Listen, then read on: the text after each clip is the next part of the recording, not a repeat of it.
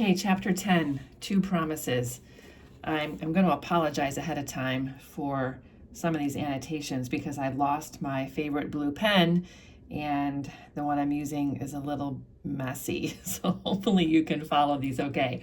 So we find out in the beginning of chapter 10 that this is a year later from the time that Charles Darnay had that confrontation with the Monsieur the Marquis, who was his uncle, who later that night got murdered. Now he is back in London. It does explain here in this first paragraph what it is Charles Darnay is doing to make money. He explains that, or Dickens explains that he is basically tutoring people in French. He's also writing about French literature in English. So he helps teach young men how to read French, how to speak French. He also discusses literature with young students who want to be bilingual or who want to learn more about France. So it also explains that he took some classes at Cambridge. So he's really sort of carved out a little career for himself. And he does not say that he is wealthy or that he is struggling. You know, he's definitely prospering in this new role. So he's a very he appreciates education and he appreciates sharing his knowledge with people who are interested. It goes on to say here that he is in love with Lucy. I'm sure, could have predicted that, but he had not spoken to her on the subject. So he's been carrying this love for her for over a year and a half probably. And he says that he had not yet spoken to her on the subject.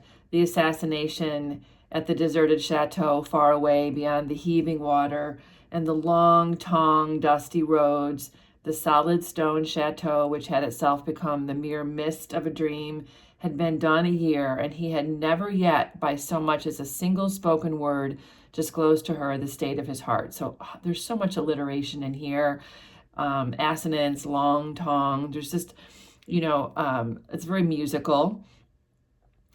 He had his reasons for this, and that's because he needs to speak first to Dr. Manette. So he decides he's going to go and visit Dr. Manette at a time when he knows Lucy will not be home. And so he finds Dr. Manette reading in his armchair at a window. The description of Dr. Manette here shows us that he has really fully recovered in many ways from the trauma he experienced in France. It says he studied much, he slept little, he sustained a great deal of fatigue with ease, and was equably cheerful. So it seems like he's fully engaged with the world here, is how I would expect that to be understood. And then as Charles comes in, Dr. Manette greets him. I rejoice to see you. We've been counting on your return these 3 or 4 days past. Mr. Stryver and Sydney Carton were both here yesterday and both made you out to be more than due. So this is interesting. A lot of visiting going on at the Manette's home.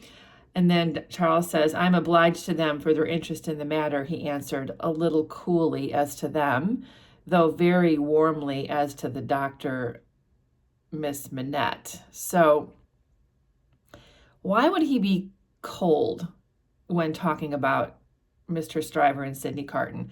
Remember, Mr. Stryver was his lawyer, and it was Sydney Carton who helped him become, freed because he looked so much like him. So it's interesting that he's not too crazy about these two guys, but obviously at the uttering of Miss Manette's name, he's warm to that.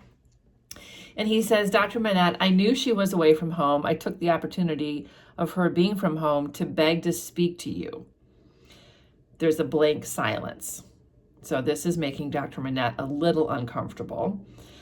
And yes, said Dr. Manette with evident constraint, bring your chair here and speak on. Dr. Manette knows that Lucy is probably the topic. He says, is Lucy the topic? And Charles says, yes, it is. And the doctor said, it is hard for me to speak of her at any time. It is very hard for me to hear her spoken of in that tone of yours, Charles Darnay. So he recognizes that Charles Darnay has a fondness for her, and he's nervous about this conversation. It is a tone of fervent admiration, true homage, and deep love, Dr. Manette, he said deferentially. So to say something deferentially is to be very respectful, to, sort of give power to the other. So he's being so respectful of Dr. Manette. And Dr. Manette says, I believe it. I do you justice. I believe it. So he knows that Charles Darnay is in love with Lucy. And so they sit there. It's a little awkward. And Charles says, should I go on? Yes, go on. So Charles says, you anticipate what I would say, though you cannot know how earnestly I say it, how earnestly I feel it, without knowing my secret heart and the hopes and fears and anxieties with which it has long been laden. Dear Dr. Manette, I love your daughter fondly, dearly, disinterestedly, devotedly. Just notice the alliteration here. If ever there were love in the world, I love her. You have loved yourself. Let your own love speak for me. So maybe that was a little too much to say. What he's referring to here is that Dr. Manette had a love once. He had a wife, obviously, because he had a daughter. The doctor sat with his face turned away and his eyes bent on the ground. At the last words, he stretched out his hand hurriedly and cried, Not that, sir. Let that be. I adjure you, do not recall that. His cry was so like a cry of actual pain that it rang in Charles Darnay's ears long after he had ceased. So he shouldn't have brought that up. That's too painful because obviously the wife is dead. They're no longer a family. And then, interestingly, the doctor says, I ask your pardon. I do not doubt your loving Lucy. You may be satisfied of it. So clearly it's like, okay, we all agree you love Lucy. That's fine. Then he asks, have you spoken to Lucy? No. Written? Never. This is interesting. It would be ungenerous to affect not to know that your self-denial is to be referred to your consideration for her father. Her father thanks you. So Dr. Manette speaking of himself in the third person, which is sort of odd. I mean, you would expect like a person would say, I appreciate that you're asking me first or something like that. So it is sort of, I think, an indication of stress that he's sort of removing himself from himself a little bit. Like this is a stressful moment. But he wants to acknowledge that it was very kind and overly appropriate for Charles Darnay not to express his love for Lucy without first talking to her father. I mean, in this day and age, when a man wants to marry a woman, he'll often ask the woman's father for like permission or just like tell the father that he would like to propose. I mean, Charles hasn't even like admitted to Lucy that he has any fondness for her. He's talking to the father first. And Darnay is very respectful. He says, how can I fail to know?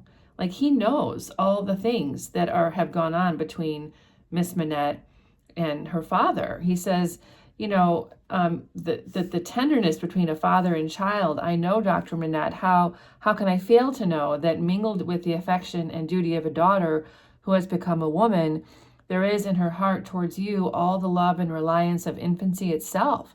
I know that, as in her childhood she had no parent, so she is now devoted to you with all the constancy and fervor of her present years and character, united with the trustfulness and attachment of the early days in which you were lost to her. And then there's repetition. I know. Charles knows that because of the trauma they both have experienced, that their relationship is so important.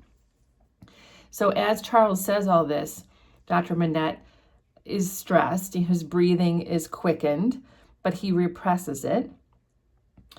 And then Charles just implores and just makes it clear again, I love her. Heaven is my witness that I love her. And the father says, I believe it, said her father mournfully. I have thought so before now. I believe it. So, of course, Charles is a wonderful person. And I'm sure, any man would be happy to have Charles Darnay marry their daughter. But, this is like a big change in Dr. Manette's life. And I'm sure he knew that at some point it would happen because Lucy is a young woman and should not be a spinster her whole life. But it's like this is that moment of truth, and it's difficult. And then Darnay goes on, do not believe that in my fortune, if my fortune were so cast as that being one day so happy as to make her my wife, I must at any time put any separation between her and you. So he's saying, even if I'm lucky enough to marry her, I will not separate you from her. So he's saying that he hopes to live with them. I look only to sharing your fortunes, sharing your life and home, and being faithful to you to the death, not to divide with Lucy her privilege as your child, companion, and friend, but to come in aid of it and bind her closer to you if such a thing can be. So he wants to be included in their life, but he does not want to take Lucy away. I think that's important too. And Dr. Manette says, you speak so feelingly and so manfully, Charles Darnay, that I thank you with all my heart and will open all my heart, or nearly so. Have you any reason to believe that Lucy loves you? So he's obviously happy to hear this, that, Charles is not going to take Lucy away to some other home. And he asks if, Lucy's given any indication that she has feelings for Charles. And Charles says, not yet. Though I think we could suspect she does, based on how she looked at him during the trial. Is it the immediate object of this confidence that you may at once ascertain that with my knowledge? Not even so. I might not have the hopefulness to do it for weeks. I might, mistaken or not mistaken, have that hopefulness tomorrow. So he's saying, I haven't any plans of telling her I love her. He's just I just want the permission to be able to, and then he would find the right time. And Dr. Manette says, do you seek any guidance from me? And Charles says, I don't ask for it, but I welcome it. Sure, any advice from an older man is always a nice thing. And Dr. Manette says, do you seek any promise from me? And he says, I do seek that. What is it? I will understand that without you, I could have no hope. So Charles says, your opinion of me is very important. He says, I understand equally well that a word from her father in any suitor's favor would outweigh herself and all the world. For which reason, Dr. Manette, says Darnay, I would not ask that word to save my life. So he's not even necessarily saying I'm asking you to vouch for me necessarily, but it would be helpful. And Dr. Manette says, my daughter Lucy is in this one respect such a mystery to me. He doesn't really know how she feels necessarily. And Charles says, has she had any other suitors, any other men coming around? And her father says he doesn't really know, but he says, Mr. Carton and Mr. Stryver have been here. So we can maybe think perhaps one of those men have an interest in her.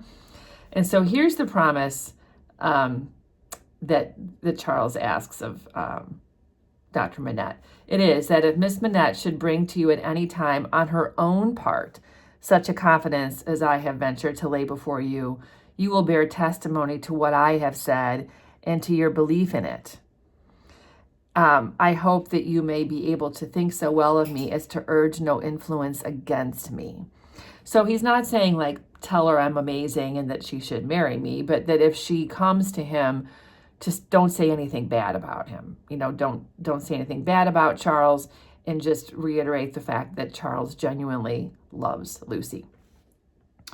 So it's just basically, I wrote over here, to vouch for Darnay's love, not to say that Dr. Manette thinks that she should marry him. Just vouch that I truly love her. And Dr. Manette says, I give the promise without any condition. I believe your object to be purely and truthfully as you've stated it.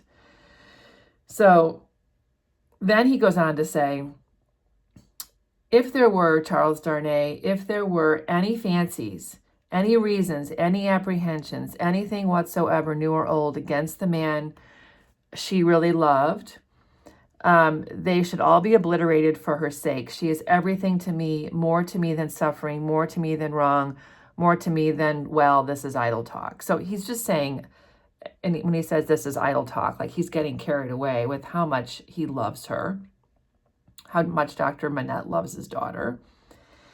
And then they talk a little bit more, and Dr. Manette says, you said something to me. What was it you said to me? And he's at a loss of how to answer. And then Charles says, your confidence in me ought to be returned with full confidence on my part. My present name, though but slightly changed from my mother's, is not, as you will remember, my own. I wish to tell you why that is and why I am in England.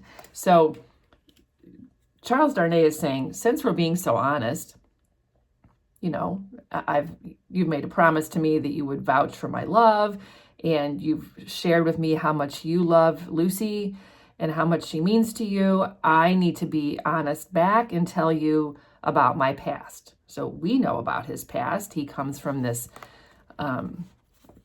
family of aristocrats, and he has these terrible relatives who treat the people in France so badly, and he's like, has inherited, we can presume he has inherited that property. And Dr. Manette tells him to stop.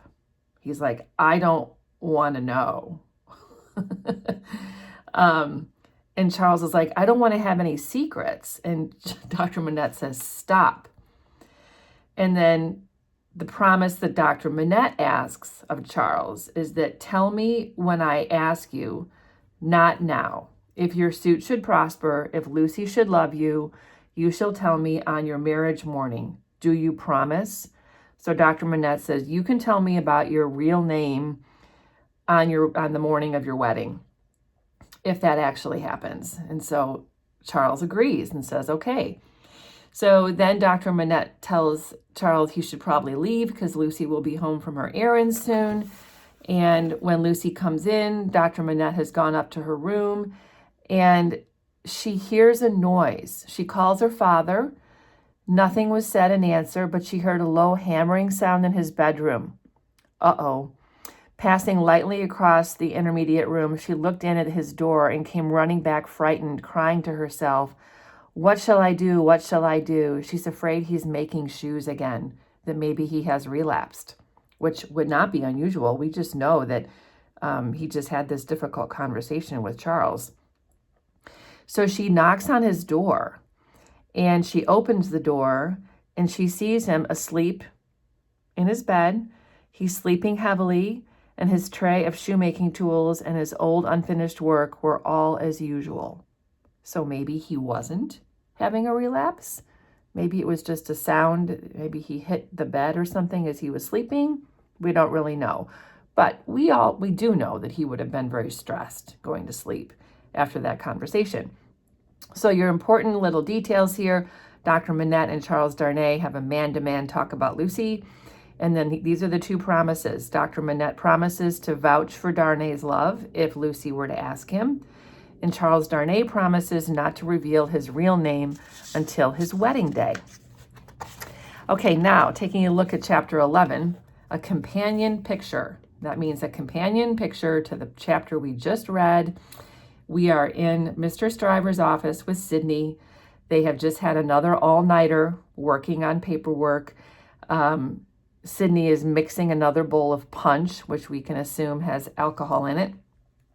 Sydney has been working extra hard, it says working double tides to make a grand clearance among papers before a vacation. So there must be like seasons of busyness as lawyers during that time, and they're heading into a period of time when they can take a little break and not work so hard. And as they are making this punch, Mr. Stryver makes this grand announcement to Sydney. He says, now look here, I'm going to tell you something that will rather surprise you. I intend to marry. And Sydney says, do you? Who is she? And they go back and forth. Guess. No, I'm not going to guess. They kind of banter about there. Sydney says, I'm not going to guess. It's 5 o'clock in the morning. My brains are fried, whatever. You must ask me to dinner if you want me to guess, which of course it's 5 in the morning. Dinner's a long way away.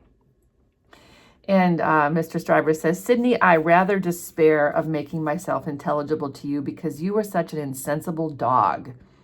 And Sydney says, and you were such a sensitive and poetical spirit. So like, no, of course he's not. Mr. Stryver is kind of a bullish person. And Mr. Stryver shows himself to have a very high opinion of himself. I'm a tenderer sort of fellow than you. He says, I am more of a man. He says, I am gallant. I am a man, he says, who cares more to be agreeable, who takes more pains to be agreeable, who knows better how to be agreeable in a woman's society than you do. So Mr. Stryver starts off telling Sydney he's going to get married by explaining why he's a better man than Sydney, which is interesting because the two of them have been hanging around over at Miss Manette's house together. So he's been drawing these comparisons all the time.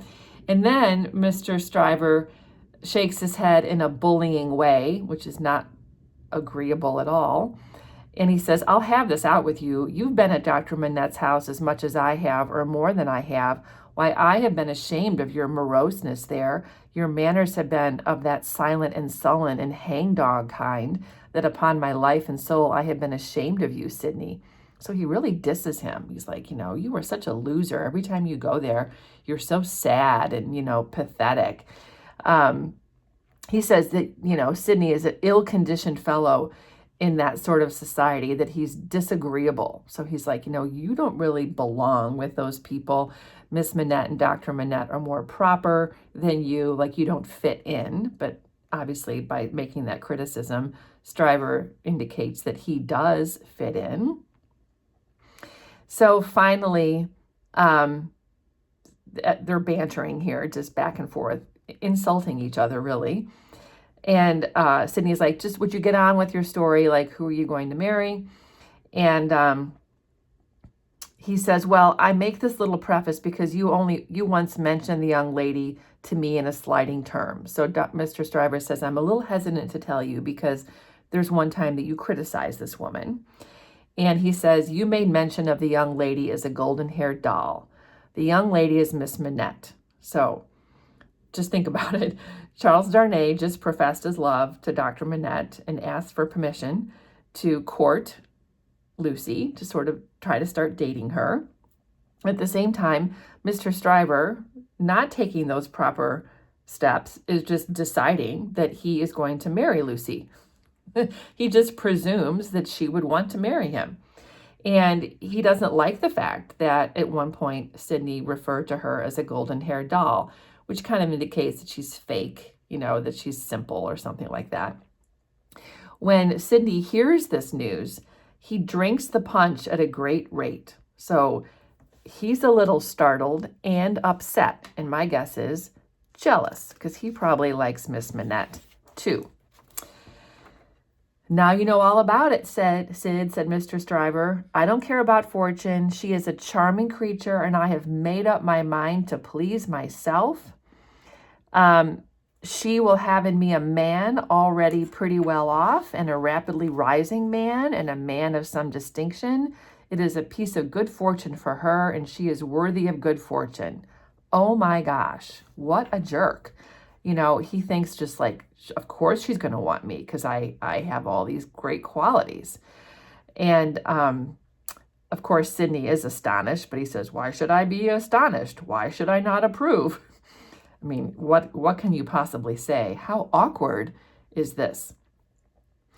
And then Sydney goes on to, or not Sydney, sorry. Mr. Stryver goes on to say, I feel that Miss Manette will tell well in any station and will always do me credit. Like that she's going to be able to hang with his people, that she's going to be like able to fit in, and and she's going to make him look good. And of course, during this time period, that's kind of what women were all for. Women were about, making a man look good. They were very much an accessory. They were considered property. They were not independent. So I had made up my mind, and now, Sydney, old boy, I want to say a word to you about your prospects. You are in a bad way, You really are in a bad way. You don't know the value of money. You live hard. You'll knock up one of these days and be ill and poor. You really ought to think about a nurse. So he's like telling him, you need to get married too. You need to marry a nurse, someone who will take care of him, He says, I recommend to you marry. Provide somebody to take care of you. Never mind you're having no enjoyment of women's society, nor understanding it, nor tact for it. Find out somebody. Find out some respectable woman with a little property, somebody in the landlady way, like someone who has inherited some money and she kind of like, maybe she's like, has a little bit of a, like, she leases some space or something like that. Or she like has like a little hotel bed and breakfast thing going on, a little lodge letting way, and marry her against a rainy day. That's the thing for you. Now think on it, Sydney. And Sydney says, I'll think of it. So poor Lucy, she's going to be pursued now by Charles Darnay and Mr. Stryver. And of course, as a reader, I'm like, oh my God, I hope Charles Darnay gets to her first.